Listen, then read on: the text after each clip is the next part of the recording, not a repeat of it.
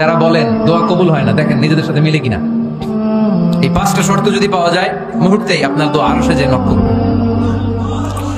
এক নম্বর শর্ত আকলুল হালাল, হালাল খাওয়া। কি খাওয়া? আমরা দুইটাই খাই, হালালও খাই হারামও খাই। বেশি খাই কোনটা? হ্যাঁ কি খান? আমি কই নাই কিছু, আপনারাই কইছেন। নিজের উত্তরে নিজে ধরা না। হারাম খেলে তো দোয়া কবুল হয় না। লা ইয়াদখুলুল জান্নাতা জাসাদুন গুযিয়া বিল হারাম। ওই দেহ কখনো জান্নাতে যায় না যে দেহ হারাম খেয়ে বর্ধিত হয়েছে। কেন দোয়া কবুল হয় না? মিলিয়ে নেন নিজের জীবনের সাথে, জাস্ট একটু মিলিয়ে নেন, খেয়াল করেন। আকলুল হালাল এক নম্বর শর্ত। ইউর ইনকাম শুড বি হালাল, ইউর ফুড শুড বি হালাল, ইউর ড্রিঙ্ক শুড বি হালাল, ইউর ফ্ল্যাট শুড বি হালাল, your bank balance should be হালাল। চিল্লায় বলেন ঠিক কিনা? এক লোক কাবার চারপাশে শুধু দোয়া করে, ইয়া রব ইয়া রব, ও আমার রব তুমি আমারে মাফ করে দাও, তুমি আমারে মাফ করে দাও। এই সাহাবীর কান্নাকাটি দেখে, এই লোকের কান্নাকাটি দেখে অন্য সাহাবারা বলল আজকের সব সওয়াব এই লোকে নিয়ে যাবে, সব সওয়াব দাস কুমার, এর দোয়া কবুল। আল্লাহর হাবিব বললেন ওয়া মাতআমুহু হারাম, ও যা খায় হারাম খায়। ওয়া মাশরাবুহু হারাম, যা পান করে হারাম।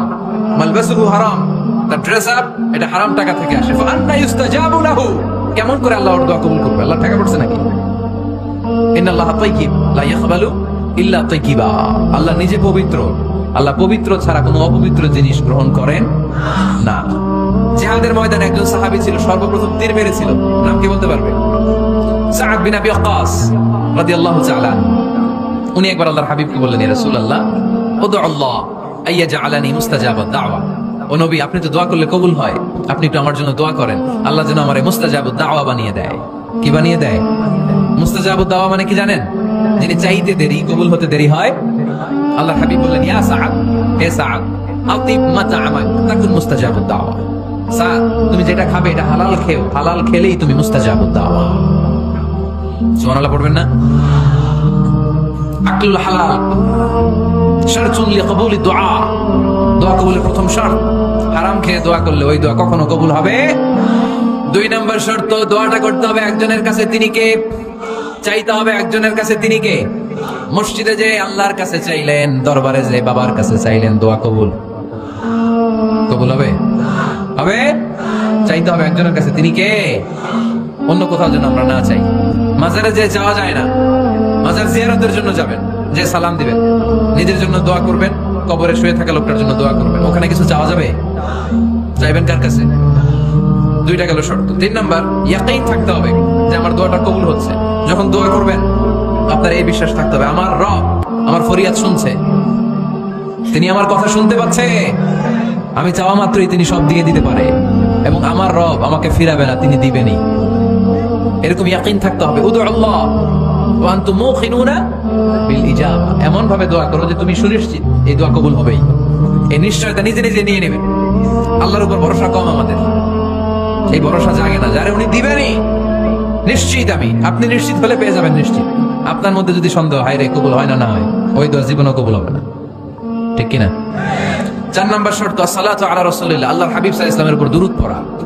কুল্লু দুআ মাহজুব মাওকুফুন বাইনাস সামাই ওয়াল আরদ, আমরা যা দোয়া করি সব আকাশ জমিনের মাঝখানে পেন্ডিং হয়ে থাকে।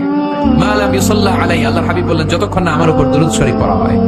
আওয়াজ করে সবাই পড়েন সাল্লাল্লাহু আলাইহি ওয়াসাল্লাম। আল্লাহর হাবিব সাল্লাল্লাহু আলাইহি ওয়াসাল্লামের উপর দুরূদ না পড়লে ওই দোয়া কঠিন কালে আল্লাহ কবুল করেন। আকাশ জমিনের মাঝখানে পেন্ডিং। মেসেজ করেছেন আপনার বন্ধুকে, আপনার মোবাইলে টাকা নাই, মেসেজটা কি হয়ে থাকে? পেন্ডিং, তাই না? যখনই টাকা ঢুকাবেন সাথে সাথে সেন্ট, আপনার সব দোয়া পেন্ডিং হয়ে আছে আকাশ। আজকে দুরূদ করে দিবেন, সব সেন্ট মুআল্লাক, সব ঝুলে থাকে। মাহজুবুন মুআল্লাকুন বাইনাস সামাই ওয়াল আরদ, মনে থাকবে ভাইরা। পাঁচ নাম্বার সর্বশেষ শর্ত হলো মুওয়াফাকাতুদ দুআ বিদ দাওয়াব। শুধু দোয়ায় কাজ হয় না, দোয়ার সাথে মাঝে মাঝে দাওয়ারও দরকার আছে না নাই? দোয়াও লাগবে, দাওয়াও লাগবে, ঠিক কিনা? আপনার ছেলের জন্য আপনি দোয়া চাইতে আসলেন, হুজুর দোয়া করেন। অনেকে কলম নিয়ে আসে আমাদের কাছে, কলম। আমি ভাবছি আমারে গিফট করবে, পরে কই না গিফট না, ফু দিয়ে দেন। ফু দিয়ে দেন কেন? আমার ছেলের পরীক্ষা, আপনার ফু পাইলে গোল্ডেন প্লাস। আমি কই সর্বনাশ, লেখাপড়া না করলে ডবল জিরো পাবে, দোয়ায় কাজ হবে না। আগে পড়াশোনা করতে হবে, তারপরে দোয়ায় কাজ হবে, ঠিক কিনা? দোয়াটা ভ্যালিউ অ্যাড করে, ইট অ্যাডেড দ্য ভ্যালিউ, কিন্তু আগে লাগবে লেখাপড়া। আগে লেখাপড়া, অসুস্থ হয়েছেন খালি দোয়া চাইতেছেন, চিকিৎসা নেয়া বড় সুন্নাহ। আল্লাহ হাবিব সাল্লাল্লাহু আলাইহি ওয়াসাল্লাম অসুস্থ হলে চিকিৎসা নিতেন। সুবহানাল্লাহ পড়েন। দোয়ার সাথে দেওয়া লাগবে। এক ছেলে পীর সাহেব হুজুরের কাছে দোয়া চাইছে, হুজুর আমার সন্তান নাই, আল্লাহ যেন একটা ছেলে দেয়, দোয়া করেন। হুজুর দোয়া করছেন, ছেলে হয় নাই। পরের বছর আবার দোয়া, হুজুর দোয়া করেন আল্লাহ যেন ছেলে দেয়, ছেলে হয় নাই। তৃতীয় বছর এসে বলে, হুজুর দোয়া করেন, ছেলে হয় নাই। পীর সাহেব হুজুর মনে মনে কয়, ঘটনা কি? ওর ছেলে হয় না কেন? জিজ্ঞেস করলো, বাবা তুমি কি বিয়ে করছো? কয় না, বিয়া তো করি নাই। পীর সাহেব হুজুর বললেন, আগে বিয়েটা তো করবি, তারপরে না সন্তান। তো বিয়ের পর্বটা তো সারো, তবেই না সন্তান পাওয়া যাবে, ঠিক কিনা? দোয়ার সাথে দেওয়া লাগে।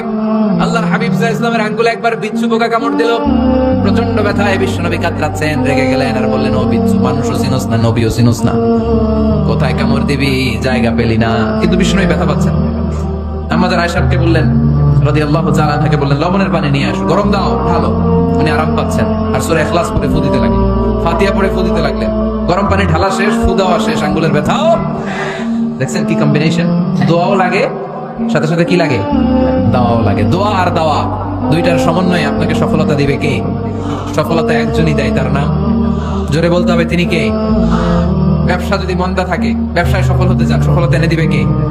বিসিএস পরীক্ষা দিচ্ছেন, রিটার্নে পাশ করেন না, পাশ করায় দিবে কে?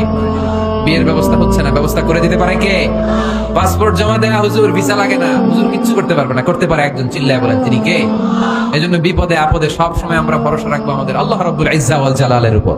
আল্লাহর কাছে আমরা বেশি বেশি চাইবো। আল্লাহ ছাড়া কারো দরবারে আমরা হাত পাতি না, চিল্লায় বলেন ঠিক কিনা? আমরা ফকির একজনের দরবারে, ঘাটে ঘাটে আমরা ফকির হইতে রাজি না, আমরা একজনের দরবারে ফকির। দরবারটা কার? দোয়া একটা শিল্প। যে টিপস গুলো শিখাইলাম আজকে, এগুলোর আলোকে আমরা যেন দোয়াটাকে আত্মস্থ করতে শিখি, যাতে দোয়া করার সাথে সাথে এই দোয়া আরশে কবুল হয়ে যায়। আল্লাহ আমাদের সবাইকে কথাগুলো বুঝে আরো আমল করার তৌফিক দান করুন।